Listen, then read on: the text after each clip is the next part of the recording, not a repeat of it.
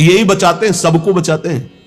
एक बार बृकासुर नाम का एक असुर था, उसने सोचा कोई ऐसा देवता मिले जो जल्दी प्रसन्न हो जाए, हमारी कामना की पूर्ति कर दे। देवर्षि नारद जी मिल गए। नारायण नारायण नारायण। देवर्षि नारद जी को, देवर्षि नारद जी एक ऐसे महात्मा है जिनको कोई द्रोह नहीं करता। त्रिभुवन में कंस भी एकांत में बैठालकर सलाह लेता है, हिरण्यकश्यप भी उठकर आदर करता। कोई भी हो त्रिभुवन में, देवर्षि नारद जी से कोई नहीं, जिसको मिलेंगे बिल्कुल पक्की सलाह बताएंगे। कंस ने स्वागत किया, बैठाला और कुशल मंगल। हाँ प्रभु, पूरा प्रजा राज्य सब कुशल मंगल है। अभी अभी की बात है, वो वसुदेव जी आए थे लड़के को लेकर, हमने वापस कर दिया कि हमें तो 8वां से भय है। नहीं नहीं, गड़बड़ है। कमल उठाया, कहा देखो यहां से गिनो, 1 2 3 4 5 6 7 8, आया ना 8वां? पहला आया ना, ये दूसरे शुरू किया, हर 8वां हो सकता है।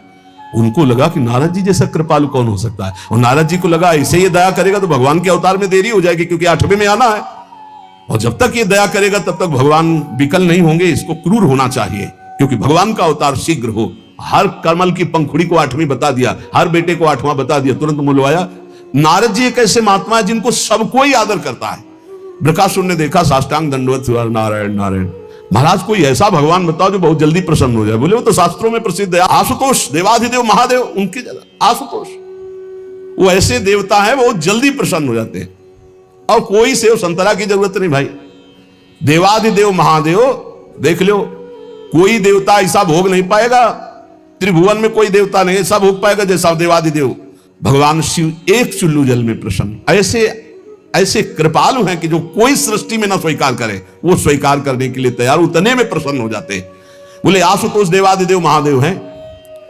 और वो सोचा कि मंत्र और ये आराधना हमसे तो बनेगी नहीं, आसुरी प्रवृत्ति है, तो अग्नि को प्रकाशित करके अपने शरीर का मांस नोच नोच करके स्वाहा, भगवान शिव का मंत्र जपता तो स्वाहा।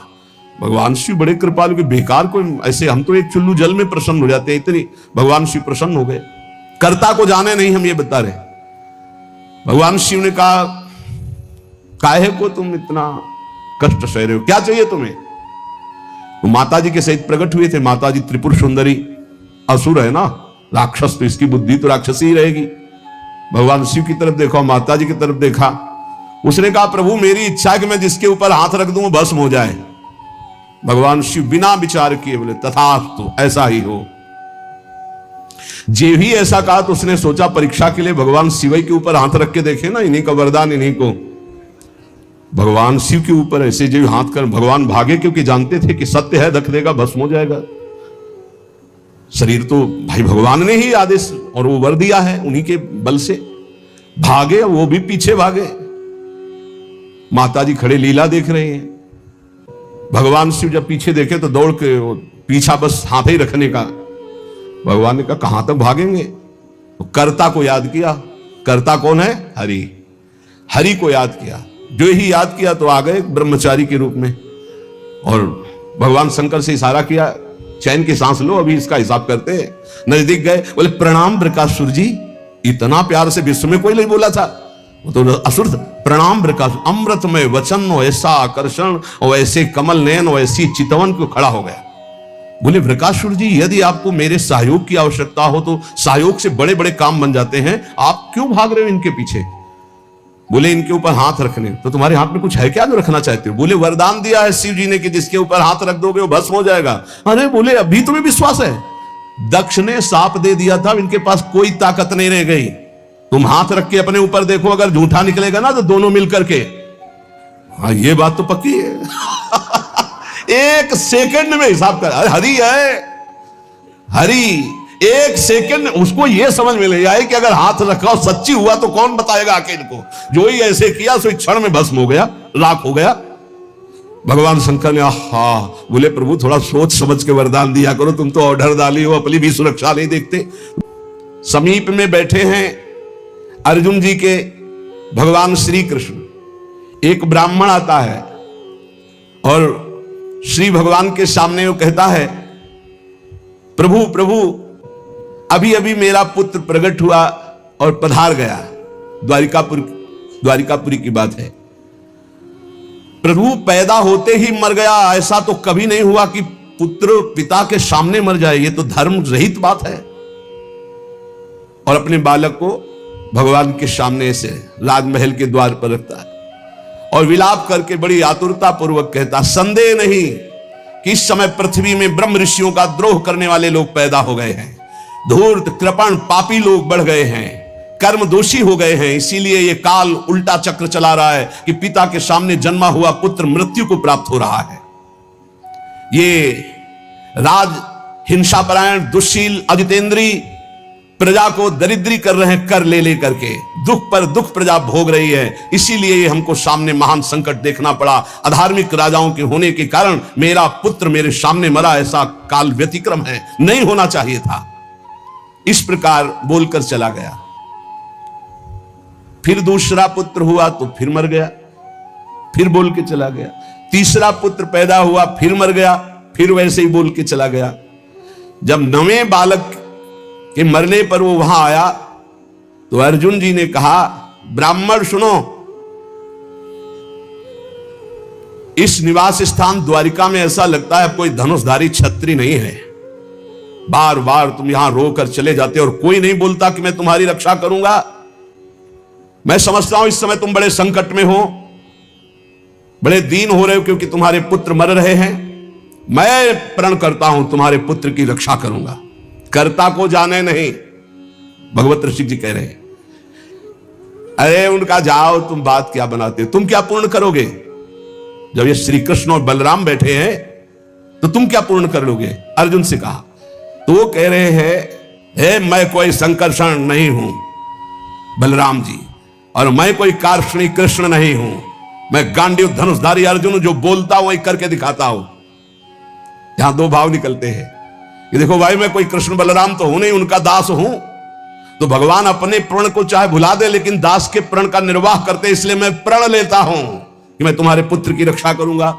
और एक भाव ये होता है कि मैं कोई कृष्ण बलराम नहीं हूं, मैं गांडीव धनुषधारी अर्जुन हूं, जो प्रण लेता हूं उसे पूर्ण करता हूं। ब्राह्मण देवता, यदि मैंने तुम्हारे पुत्र की रक्षा नहीं की तो चिता लगाकर तुम्हारे सामने भस्म हो जाऊंगा। मैं अधिक क्या कहूं, अगर मृत्यु भी सामने आएगी तो मैं जीत कर तुम्हारे पुत्र की रक्षा करूंगा, मैं वचन देता हूं। तब ब्राह्मण ने कहा, जय हो कुंती नंदन अर्जुन, तुम्हारी जय हो भाई, धन्य है, तुम्हारा बल पौरुष प्रशंसनीय है। अब मैं जा रहा हूं, जब बालक होने को होगा तो मैं तुम्हें सूचना दूंगा। फिर समय आया प्रसव का, ब्राह्मण भागता हुआ आया, अर्जुन अर्जुन, इस बार तुम मेरे बच्चे को बचा लो, मृत्यु से बचा लो। अर्जुन तत्काल गए, आचमन किया, भगवान शंकर का ध्यान करके प्रणाम किया, श्री कृष्ण चंद्र की तरफ देखा भी नहीं, कर्ता को जाले ले यही बात समझा रहे हैं, समझो। और दिव्यास्त्र का स्मरण किया और गांडीव पर प्रत्यंचा चढ़ाई और ऐसा बाणों का हाहाकार मचा दिया कि वायु भी प्रवेश करेगी प्रसव गृह में तो अर्जुन की आज्ञा से प्रवेश करेगी।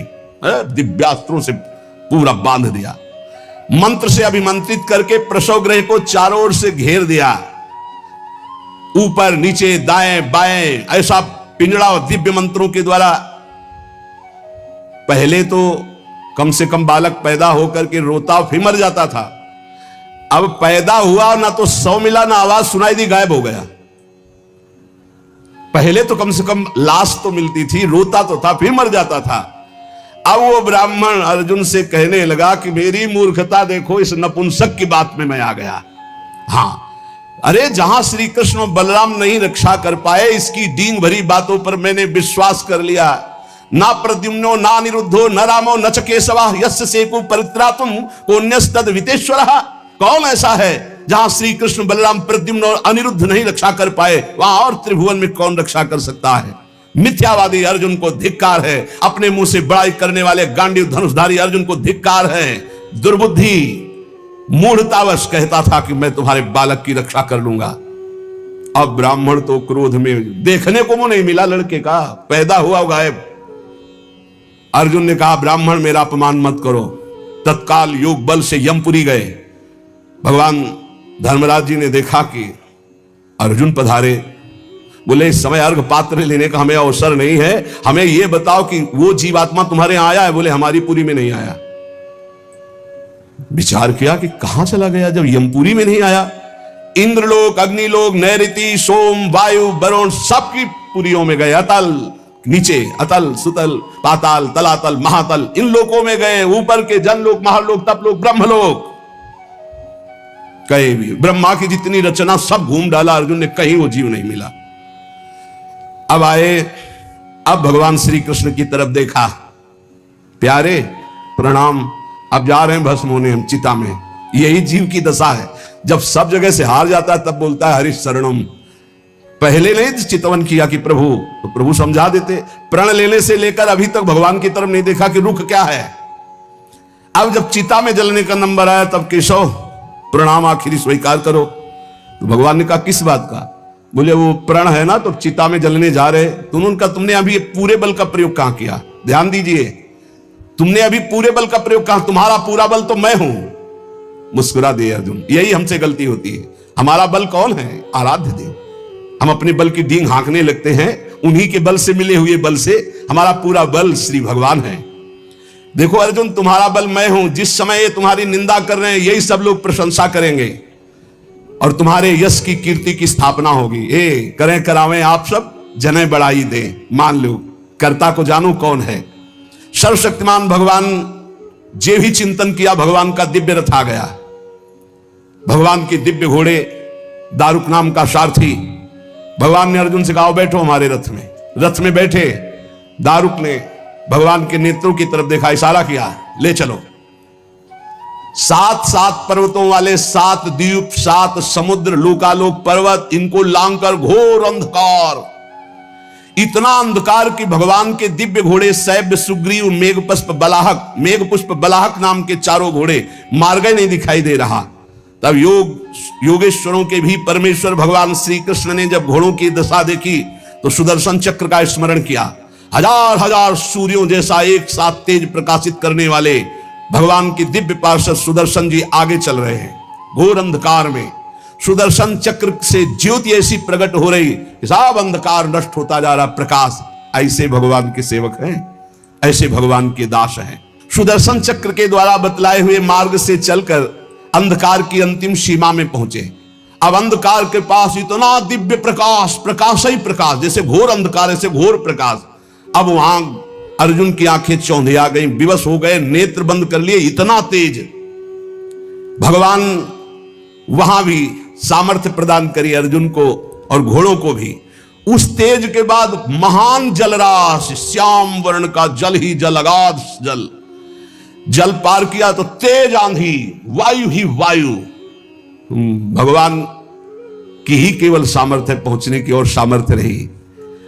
अब वायु के प्रवाह में बड़ी बड़ी तरंगें उठने लगी। फिर भगवान ने उसको शांत किया। आगे बढ़े तो एक दिव्य महल, और उस महल में मणियां ऐसी चमक रही थी मानो हजार हजार सूर्य एक साथ प्रकाशित हो रहे। भगवान भगवान है, भगवान जैसा कोई नहीं। चारों ओर बड़ी ही उज्जवल ज्योति फैल रही है। देखा अनंत महिमा से युक्त भगवान शेष जी सैया बनाए हुए, और अद्भुत एक एक सिर पे ऐसे मणि चमक रही, ज्योतिर्मय। प्रत्येक फण पर सुंदर सुंदर मणियां जगमगा रही। 2-2 नेत्र, बड़े ही भयंकर नेत्र, और शेष भगवान का श्रीअंग कपूर जैसा गोरा है। कैलाश पर्वत के समान श्वेत वर्ण, नीले रंग की जीभ और गला नीला, भयंकर नेत्र, फणों पर मणि चमक रही। अर्जुन ने देखा शेष भगवान की सुखमयी सैया पर सर्वव्यापक महान प्रभावशाली परम पुरुषोत्तम भगवान भूमा पुरुष विराजमान है। अर्जुन बार बार श्री कृष्ण चंद्र जी की तरफ देख रहे हैं। भूमा पुरुष है तो एक ही, ये कहां ले आए? एक तो ये श्री कृष्ण, एक ये श्री कृष्ण, क्योंकि द्वारिकाधीश भी चतुर्भुज रूप और हरि भी चतुर्भुज रूप। शरीर की कांति वर्षाकालीन मेघ के समान श्याम रंग, अत्यंत सुंदर पीतांबर धारण की, मुख पर प्रसन्नता, कमल जैसे नेत्र, बहुमूल्य मणियों जटित मुकुट, कुंडल कांति, घुंघराली अलकावली, लंबी लंबी सुंदर भुजाएं, कौस्तुभ मणि, वक्षा स्थल में श्रीवत्स का चिन्ह, घुटनों तक माला। वही श्रृंगार जैसा द्वारिकाधीश का, वैसा ही प्रभु का श्रृंगार।